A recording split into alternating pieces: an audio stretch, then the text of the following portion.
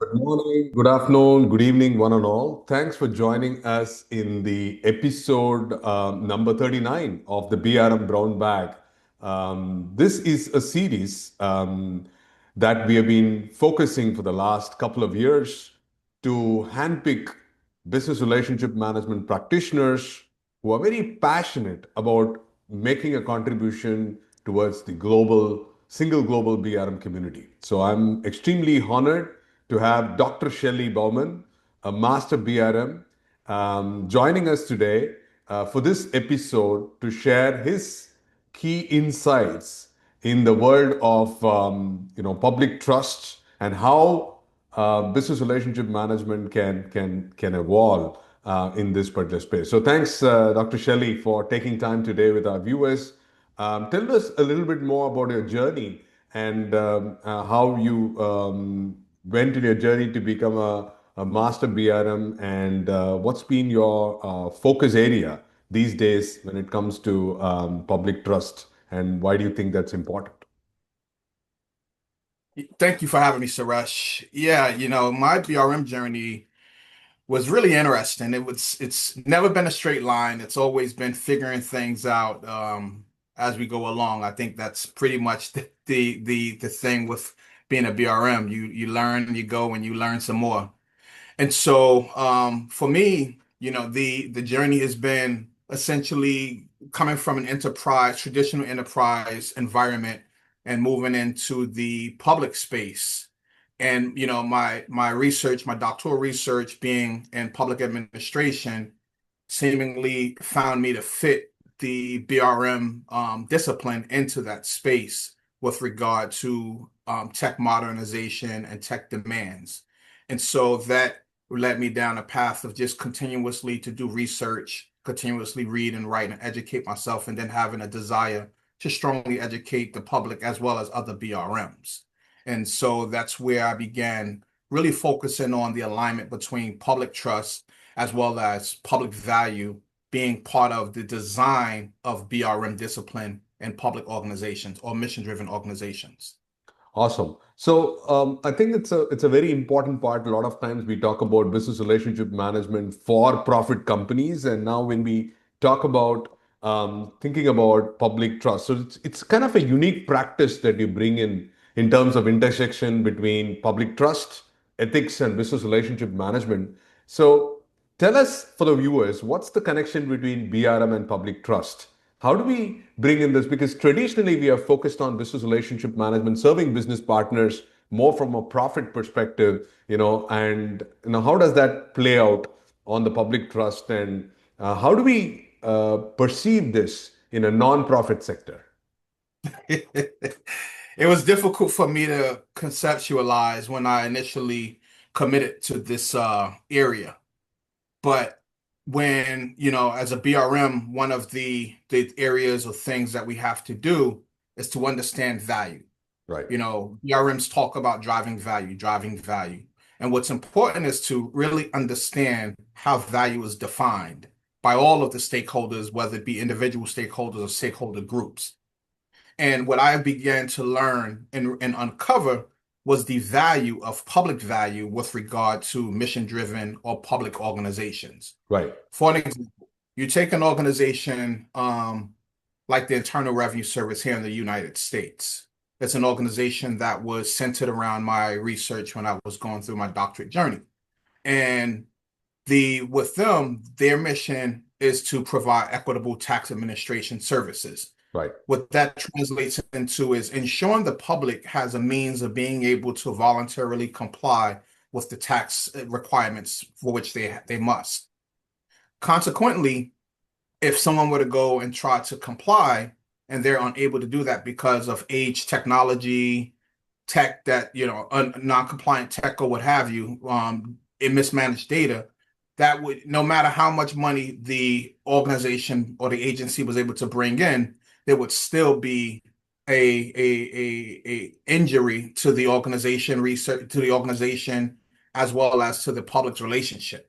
Right. And so you must look at the relationship between the organization, IT, as well as the public. Because if the organization and IT are okay, and the public is ill served, then it's still going to bring problems. And Right. so when I understood that, I had to learn to align or converge. What does public opinion matter to the mission of any public organization, whether it be nonprofit, government, or what have you? And so as I began to understand that, I began able to make that part of the value story as I worked with the executive stakeholders. And that's a great point that you make in terms of when you talk about the value, value lies on the eye of the beholder. So if you look at from a public interest perspective, could be citizens, could be residents, it could be expectations that a lot of times we don't take them seriously because there are so many people that they could have their own opinions, but just proving that importance in terms of, we call it customer service, we talk about, value for people, then it's kind of bringing in that dimension that all voice matters. Now with that said in mind, one of the things that you talk about often is that where do you think the BRMs most often encounter disconnect between IT initiatives and organization goals? Because, as a vision and mission, you have strong, bold objectives, all casted on stone or paper, but in reality, there is a disconnect, right? So we still have this alignment mindset. We don't have that convergence mindset because of the way that we've been traditionally operating on. So, what are some of the disconnects that you see between the BRMs? How do we merge the disconnect between IT and organization goals? Communication, communication, communication. That's the easy answer, but it's probably the most realist answer is, but we have to understand that communication flows both ways, to and Right, from the sender and the receiver, and there's no less valuable path of communication. right, The BRM has to be holistically and intellectually curious as to what is driving the value, the obvious value and the not so obvious value here. And that's where that curiosity forces that BRM to continue to go dig a little further beyond or after the meetings. The meetings that we tend to really understand as BRMs should be the catalyst for curiosity, and the tasks that we walk away from, the executions that we must deliver on is one thing, but you must be curious in the public space. To bring it back to the public space, that curiosity is what allows us to be able to see how does public impact and policy impact the value that's being driven for the agency. right. How does the IT service provider or the product provider, how does their capacity or their capabilities impact that overall mission, which is in service of the citizens or of the donors or whatever the stakeholders, whatever category the stakeholders may fit in.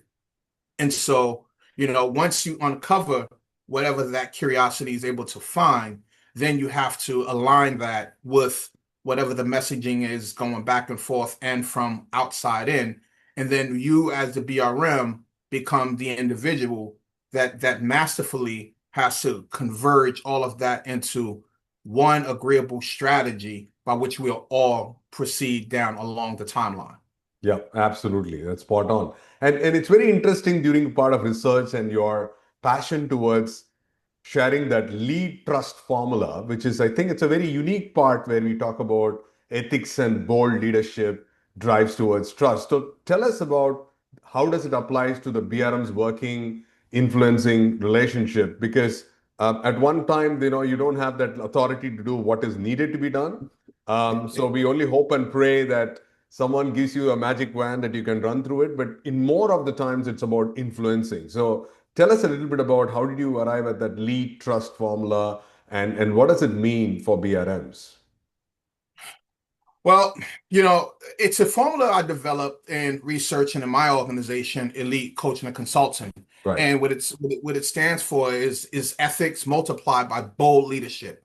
right. Bold leadership, whether it be the BRM themselves or the stakeholders. Hmm. If you have stakeholders that's in leadership positions, ethics alone isn't going to be good enough. You can Right. be a good person, but good isn't good enough when you need accurate execution to deliver on a mission, whether it be a mission of an organization or a strategy, a project or program plan. And so my team and I, we sat back and we looked at and really wanted to break that word apart, that name apart, elite. Right. And what does it mean in practice? Because we know what it means in our organization, Right. but how do we take that and have that mean something that can be applicable by BRM practitioners, leaders with which BRMs may work alongside. And so the E being for ethics, without ethics, anything that's being done is going to be questionable in Right. how it's being done and for the reasons. And Correct. then when you multiply that, and ethics has to be the force multiplier Right. to the bold leadership. The bold leadership comes from particularly with BRMs because we don't have the authority to do the things we need to do. We just have to influence. Right. And most of the times I found with my success is having to just say, you know what, I'm going to do it. And if I'm wrong, I'll learn and ask forgiveness later. Right. But we have to go ahead and ensure what we're doing is right as much as we can ensure and just do it as long as it fits within the scope of the whatever the project we may be or program we may be BRMing, Right. Right. And as a result, and after repeatedly doing the right thing, trust then manifests. Trust in the BRM world is the product. Right. You cannot be a trusted advisor without being an ethical person and taking bold leadership positions, getting as high up the ladder to leadership that you can to say to let them know that you know what it is you're doing. Yeah. You can fix whatever problems they may be feeling at such point in time that align with that organization's strategy, which then repeatedly doing those things will develop trust. Trust must always be the product by which BRMs operate and deliver. I love it because trust is the currency of any relationships, meaningful relationships and partnerships. And you highlight how much is important. It's just, of course, the beginning of ethics, but it's also about bold leadership. Sometimes you need to traverse the uncharted territories, go to roads that never been explored, because what you're trying to do is that we back our facts that there has to be whatever has taken you so far cannot take you beyond, right? And this is one of the Right. taglines of what Taub Solution stands is taking you beyond, but trying to do something differently, something that you can be a trailblazer rather than just following the herd kind of mentality requires bold leadership. So it requires, and leadership need not be a title. It could be anybody who's kind of taking that initiative, takes that ownership, right? End-to-end ownership, like the orchestrator, and say, we need to make this happen, right? So that's a very good segue to our next part of risk and governance, right? So let's take a look, but I have been doing IT governance for a long period of time and certified in governance of enterprise IT. Um, Particularly when a public kind of sector happens, there's a lot of governance regulatories that comes into picture. So what governance risk or leadership blind spots should the business relationship manager watch when they navigate through some strategic projects or some complex relationships? I'm meaning it complex relationships because many times I've seen these relationships are not just about structures and dots. It's about what happens. I have a great relationship with Shellie, but not with George. But I have George on a higher rank than Shellie. So how do I kind of navigate through this whole part? Because the puzzle is finally we have to reach the destination. So how do we bring in that adherence, or what needs to be known by the BRMs when they watch out for this tussle of governance and risk? Yeah. With regard to governance, there's a dimension that BRMs should own unwritten, Right. and that's being a protector. Yeah. Aside from navigating, orchestrating those, as a BRM and being a connector, you also should protect in the governance space. And the way you protect is in our relationship, Suresh, you and I, we get along great. I like you. You lead this organization. That's great. I can put together all of what we need to as a BRM, and drive whatever we need to get to the best possible position of value we've agreed on. But where it differs a little is as a BRM in the governance space, I need to be aware of what are we governing to. Right. And so from my vantage point, that's being very acutely aware of regulations, compliance issues, the landscape that's without. When you do a traditional SWOT analysis and when you break down the external threats, the opportunities, the strength, all of those come into play when you're looking at the governance because either you're going to be really good with your compliance and regulatory requirements, either you're not going to be aware of these ever-changing situations that may be taking place, whether it be locally, whether it may be at the national level or at whatever level in between. There could be some requirements from an association's perspective if you're working for, say, a nonprofit organization that states this is all any organization or agency or group that works under this particular umbrella must comply with this XYZ. And as a BRM, I've received some advice along my trajectory, and that advice was to be as predictive as you can to cover and protect the leadership for which you're working. And what that drove me to do was be very aware of the regulatory landscape under which I might be working, whether it be new policies, new laws that might drive whatever we're doing.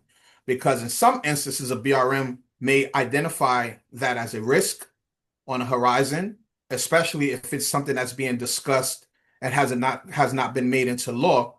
It's important to track that to ensure its possibility or probability of it becoming a guiding document. Or you might find that as an organization, you may be ahead of the game and there may be some changes to the regulatory environment.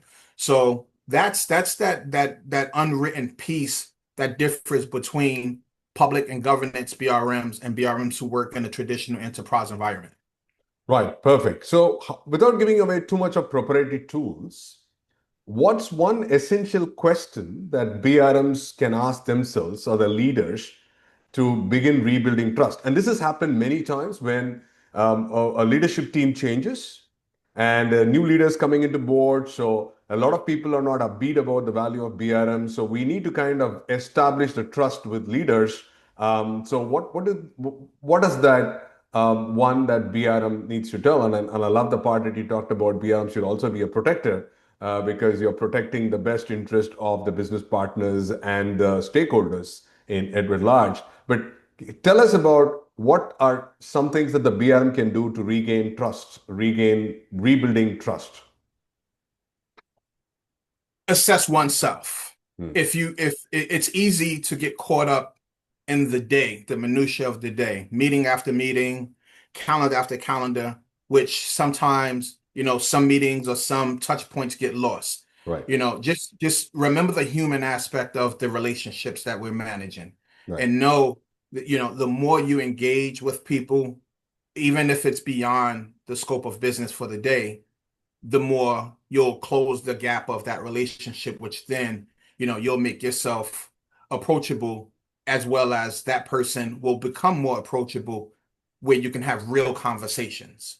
But beyond that, it's just asking just being a servant leader, here's my role as a BRM. You may not know what it is, my role is here in this particular organization. And with that understanding, what could I do for you? One of the best pieces of advice that I heard years ago was treat a person as if, and this is going to be morbid, as if they're dead at midnight. And I said, yeah, and I said, wow, because if someone that's not going to be around too much longer, how would you really treat that person? Right.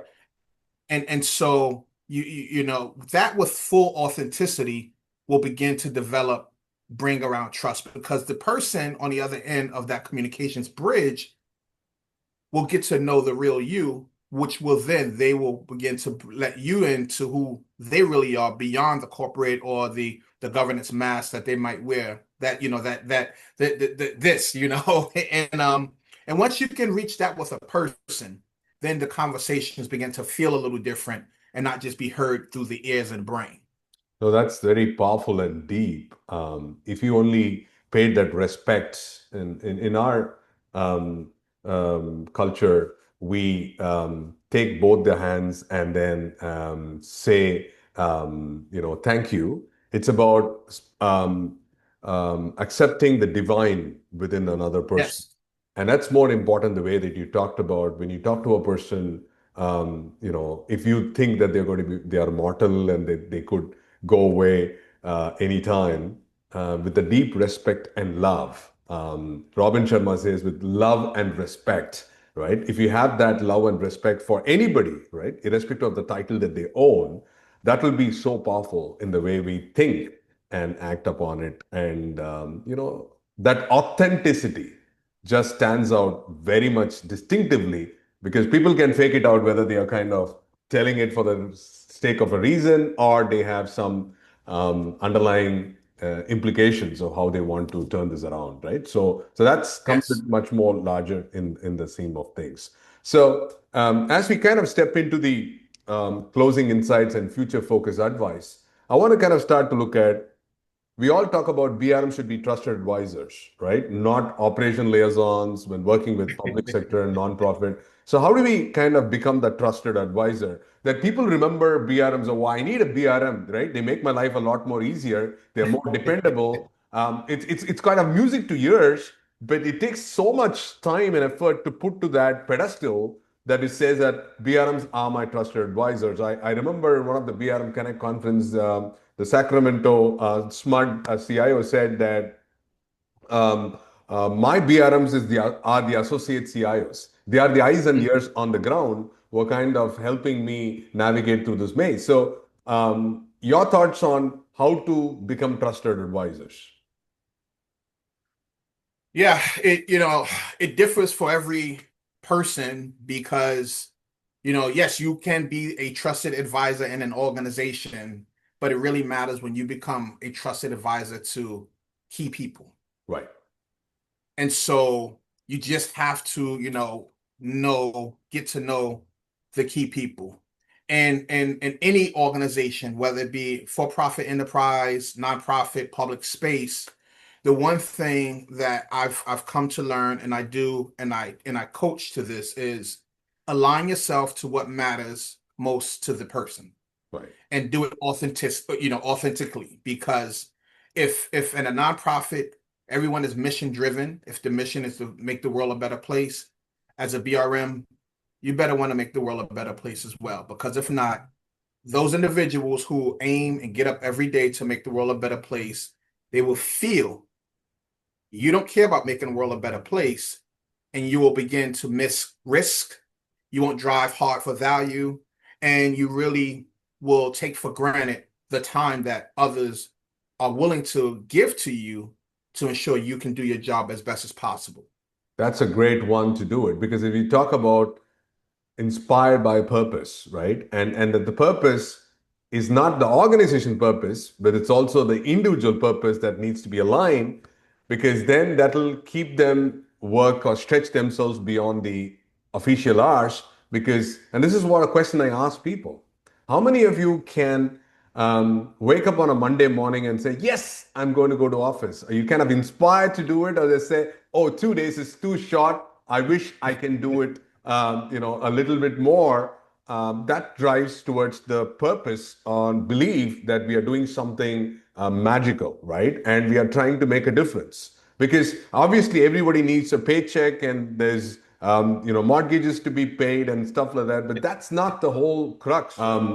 So that's been a great conversation so far, Dr. Shellie, about public trust and BRMs and ethics, bold leadership, initiatives, being a protector. Been some great conversation and nuggets of wisdom that every BRM practitioner can pick that up. My final question is, how can listeners here in the BRM Brown Bag know a little bit more about your leadership and what activities that you're doing in terms of public trust and BRM. where can they find and what kind of resources do you think you can provide them to know more about this whole aspect of public trust and the value that the BRM can bring to nonprofit sectors? Yeah, so I invite everyone. You can find me on LinkedIn, linkedin.com, Shellie Bowman. That's the best way to connect with me. I'm pretty active on LinkedIn. I also host a Substack.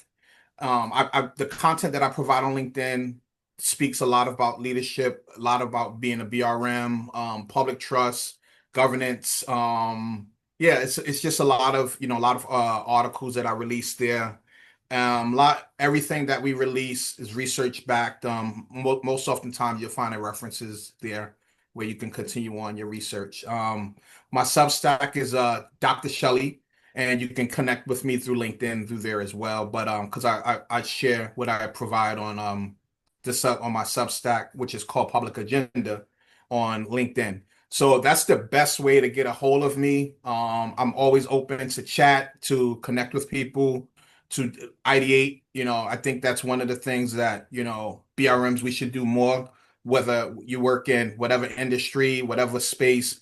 It's one thing to stay kind of siloed, but as a BRM, we focus on busting down silos. So we should talk a little more and just be a little more proactive with just kind of ensuring that each other can be as successful as they possibly can for their respective organizations. So LinkedIn and Substack is the best place.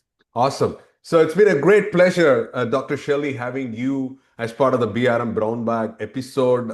We have always enjoyed these heartful conversations, and I hope that a lot of the viewers and the business relationship managers globally can get benefit with that viewpoints and wisdom that you have shared in this episode. And I would love everybody to get connected with Dr. Shellie and share your perspectives because we all together can make business relationship management a better place, people who could create the difference to make world a better place to live in. So thank you so much everyone for listening to this episode of BRM Brown Bag. This is going to be available on Google Podcasts, Apple and Spotify. So please have a look at it and download it when you require it. But keep the conversation going. It just probably triggered a new thought about public trust, ethics, and business relationship management. And try to take the bold leadership and see how we can make this world a better place to live in. Remember, it's all about the purpose and values that's so important. So thank you so much, Dr. Shellie, and we hope to stay connected through these conversations. And good luck on the work that you do and keep inspiring. Thank you so much, Suresh, for having me. And thank you, everyone. Awesome. Thank you so much, everyone. And we look forward to seeing you in our next episode of BRM Brown Bag. Until then, make sure that you subscribe to this button, enroll yourself, and watch these episodes further and further and reach out to us. Thank you so much. Signing off, Suresh, your host for the BRM Brown Bag.